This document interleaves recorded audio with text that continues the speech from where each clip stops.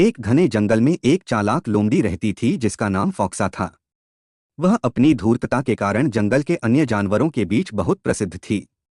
फॉक्सा हमेशा अपने फायदे के लिए छोटे और कमजोर जानवरों को धोखा देती थी। उसी जंगल में एक समझदार और तेज तर्रार खरगोश भी रहता था जिसका नाम बन्नी था। बन्नी भले ही छोटा था लेकिन उसकी बुद्धि बड़ी थी। एक दिन फॉक्सा बहुत भूखी थी और उसने सोचा कि आज वह बन्नी को अपना शिकार बनाएगी। उसने एक चालाक योजना बनाई और बन्नी के पास पहुंची। ओह प्रिय बन्नी, फॉक्सा ने मीठी आवाज में कहा, तुम्हें मालूम है शेर राजा ने तुम्हें अपने दरबार में बुलाया है। वह तुम्हारी बुद्धिमानी से बहुत प्रभावित है और तुम्हें सम्मानित करना चाहता है। बन्नी समझ गया कि फॉक्सा उसे धोखा देने की कोशिश कर रही है, लेकिन उसने ऐसा दिखाया जैसे वह उसकी बातों में आ गया है। उसने कहा, यह तो बहुत सम्मान की बात है।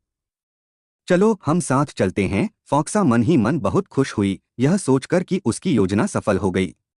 रास्ते में बन्नी ने कहा, फॉक्सा, मुझे थोड़ा आराम करना है।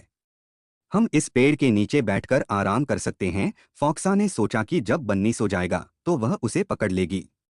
वे दोनों पेड़ के नीचे बैठ गए। जब फॉक्सा ने देखा कि बन्नी सो गया है तो वह भी आराम करने का नाटक करने लगी। लेकिन बन्नी वास्तव में सोया नहीं था। जैसे ही फॉक्सा ने गहरी सांस ली, बन्नी चुपचाप वहां से भाग निकला और जंगल के गहरे हिस्से में छिप गया। कुछ देर बाद जब फॉक्सा की आंख खुली तो उसने देखा कि बन्नी गायब है। वह गुस्से में आ गई और बन्नी को ढूंढने की कोशिश करने लगी, लेकिन उसे कहीं भी बन्नी नहीं मिला। फॉक्सा को समझ में आ गया कि बन्नी ने उसे मात दे दी है।